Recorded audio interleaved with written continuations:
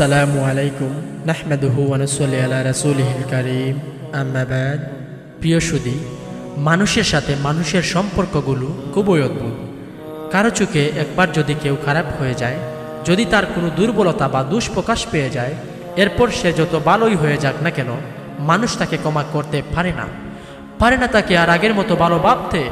সম্পর্কগুলো যদি কখনো একবার ভেঙে যায় আর কখনো জোড়া লাগে না, যদি কিছুটাও সম্পর্ক জোড়া লাগে, তারপরও কত থেকেই যায় যে থেকে রক্তকরণ হয় বারবার। মানুষের সাথে তার রবের সম্পর্কটাও আরও অদ্ভুত। এখানে বারবার সম্পর্ক ভাঙ্গে, কিন্তু সেটা প্রতিবারই হয় একতরফা। মানুষই ভেঙ্গে দেয় এমন সম্পর্ক, সেই সরে যায় তার রবের কাছ থেকে, কিন্তু রব্বে করিম সরেন না এক ইঞ্চিও।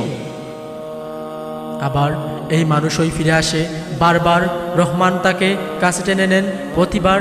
কখনো পুরনো কথা মনে করিয়ে কুটা দেন না তিনি, কখনো তার দরজা এই বিশ্বাসঘাতক বান্দার জন্য বন্ধও করেন না তিনি। বড়ই অদ্ভুত বান্দার আচরণ। সে পারে এমন দয়াময় প্রতিপালককে ভুলে যেতে, সে পারে এমন ওই মধুর সম্পর্ককে ভুলে হাজারো তিক্ততায় ঘেরা সম্পর্কগুলোর ভেতর নিজেকে ডুবিয়ে দিতে। কিন্তু এই বান্দার রব এমন অকৃতজ্ঞকেও বারবার ডাকতে পারেন পরম মমতায়। আছে কেউ, আমি ক্ষমা প্রার্থী, আমি তাকে ক্ষমা করে দিব। মা সালাম।